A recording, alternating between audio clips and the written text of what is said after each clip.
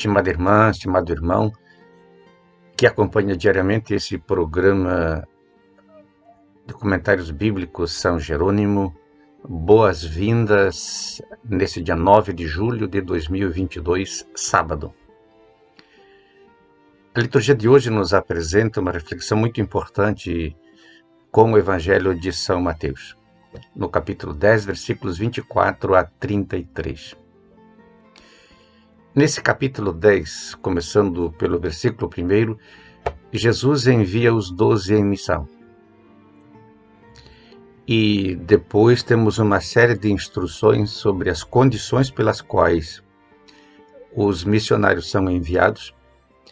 E praticamente na conclusão desse capítulo 10, a frase enigmática: os que vos recebem, a mim recebem. Os que vos rejeitam, a mim rejeitam. Então, o discipulado é uma caminhada árdua, semelhante à do mestre. E ele envolve um primeiro elemento, o sofrimento. Se a vocação é um privilégio, se a missão aparentemente é uma missão nobre, por outro lado, ela também envolve o sofrimento. E, na verdade, como diria Lucas, esse sofrimento ele vem diante da própria missão, porque os discípulos são enviados como cordeiros no meio de lobos. Restabelecer a justiça, a verdade, o amor, exige muito sacrifício e também comporta muitas vezes rejeições e às vezes rejeições fatais, ou seja, até a morte. Não a morte de cruz como a de Jesus, mas a própria morte, o sofrimento, o martírio. Nessa pedagogia de Jesus, Jesus insiste que nenhum discípulo é maior do que o seu mestre. Nenhum enviado é maior do que aquele que o enviou. Nisso estaria bem clara a missão do discípulo: representar o seu mestre, ou representar aquele que o enviou. O discípulo não tem em si luz própria. Por quê? Porque ele depende da luz daquele que o enviou, daquele que o vocacionou, daquele que o chamou. Então, discipulado é estar aos pés do mestre, nas trilhas do mestre, na caminhada do mestre. Se pegássemos uma pequena carona de Marcos capítulo 3, Jesus chama os discípulos para estarem com ele, para aprenderem dele, para depois serem enviados. Aquilo que também Paulo, na carta aos Gálatas, no capítulo 1, reclama daqueles que anunciam outras coisas que não são propriamente o Evangelho. Paulo pergunta: existem dois Cristos? Não.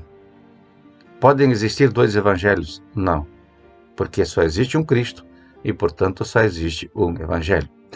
Então, nesse contexto, se situa essa frase cabal de Jesus: o discípulo precisa representar o mestre. No momento que ele não o representa, já não é discípulo. E nesse contexto vem a fidelidade à vocação, a radicalidade do anúncio do Evangelho em todas as circunstâncias. Na verdade, Lucas, no capítulo 6, versículo 46, vai dizer: por que me chamais de mestre, se não fazeis aquilo que eu vos mando? Portanto, a missão envolve perseguição, sofrimento, temores, muitas vezes a vontade de desistir. E aí a pergunta vem: o que é que sustenta de fato a vocação do discípulo? A fé no mestre, a proximidade do mestre, a sintonia com o mestre. Fora disso não existe mais discipulado e também não existe mais vocacionado. Porque então ele será mestre de outra coisa, mas não do Evangelho. Portanto, quem dá suporte à vocação missionária e evangelizadora hoje, no mundo atual, com os conflitos e contextos atuais, é a certeza de estar caminhando nas mesmas trilhas, nas mesmas pegadas do Mestre. E aí vem então a metáfora no próprio Evangelho, que muitas vezes, quando os discípulos sentem temor, receio, cansaço e desânimo, Jesus manda olhar as aves do céu. os pássaros, a natureza. Se Deus cuida da natureza, quanto mais cuida dos seus filhos, especialmente os que são os enviados do seu filho. Portanto, o sofrimento não faz parte em si do mandato de Jesus, mas faz parte do pecado do mundo. Assim como toda a saga de Jó, do livro de Jó, quando Jó se pergunta de fato, ele como inocente, qual a razão do sofrimento. Então o sofrimento não é a proposta do Evangelho, mas o sofrimento é a consequência da missão por parte daqueles que rejeitam a própria fé, a própria verdade, a própria justiça. E aí começamos nessa mesma trilha, poderíamos elencar a vocação profética e a última bem-aventurança de Mateus. Bem-aventurados sois quando vos perseguirem, vos maltratarem, disserem todo mal contra vós por causa de mim, portanto, por causa do Evangelho de Jesus Cristo. Bem-aventurados porque fizeram isso com os que vieram antes de vós. Então, repetindo e acentuando, a vocação radical profética envolve sofrimento, mas não é proposta de Deus.